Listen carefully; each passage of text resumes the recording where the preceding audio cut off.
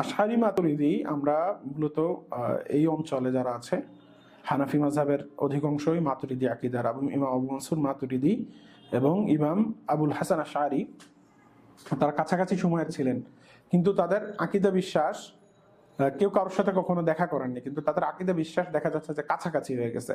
কেউ জানতো না, কারোর আকীদা কারোর কাছে পৌঁছায়নি, কিন্তু তারা যে আকীদা বিশ্বাস লিখেছেন, প্রচার করেছেন, বিশেষ করে ইমাম আবুল হাসান আশআরি, ইমাম তাহাবি, ইমাম আবু মনসুর মাতুরিদি, তাদের আকীদা বিশ্বাসগুলো সবগুলোই কাছাকাছি ছিল। কেন?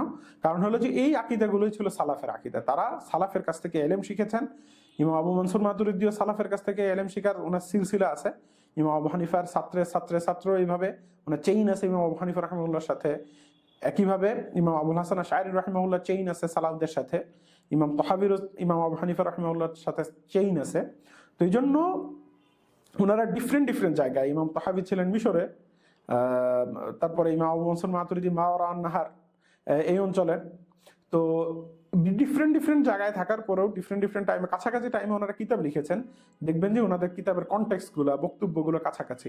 এটার মূল কারণ হলো যে ওই সময় আহলুস সুন্নাহ ওয়াল জামাআতের আকীদা হিসেবে সালাফ থেকে প্রচলিত যে আকীদা ছিল, ওনারা ওইটাকেই ব্যাখ্যা করেছেন, ওটাকেই ধারণ করেছেন।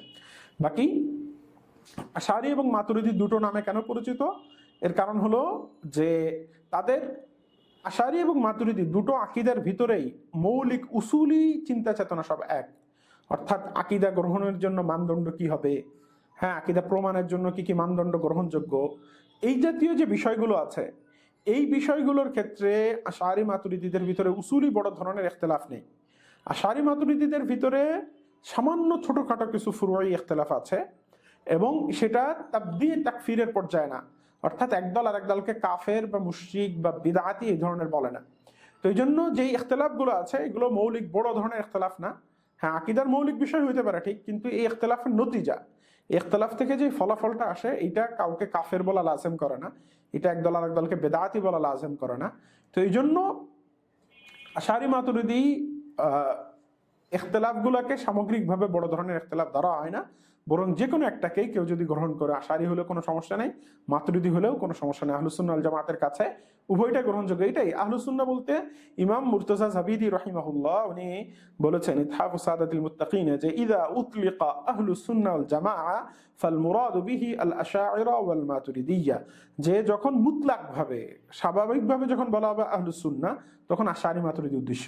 কারণ ওনাদের যে বক্তব্যের যে ব্যাখ্যা, আহলুস সুন্নাহর আকীদা ব্যাখ্যায় ওনারা যে কথাগুলো বলেছেন, এগুলোই মূলত সালাফের আকীদা, এগুলোই মূলত আহলুস সুন্নাতের আকীদার ব্যাখ্যা এবং বিশ্লেষণ। তো এই জন্য মৌলিকভাবে যখন বলা হবে আহলুস সুন্নাহ, ইযা উতলিকা আহলুস সুন্নাহ, যখন স্বাভাবিকভাবে যখন বলা হবে আহলুস সুন্নাহ, তখন এখান থেকে বুঝতে হবে আশআইরা ও মাতুরিদিয়্যা, আশআরি এবং মাতুরিদি আকীদা উদ্দেশ্য। অন্য কোনো আকীদা যদি থাকে, মুহাদ্দিসিনদের আকীদা, অনেকেই নিজেদের আশআরি বলার চেষ্টা করেন, এটা আশআরি মাতুরিদি আকীদার অধীন। কেন? আশআরি মাতুরিদি আকীদার ভিতরে মুহাদ্দিসিনদের আকীদাও চলে আসছে, আশআরি আকীদাও চলে আসছে, যেটা গ্রহণযোগ্য।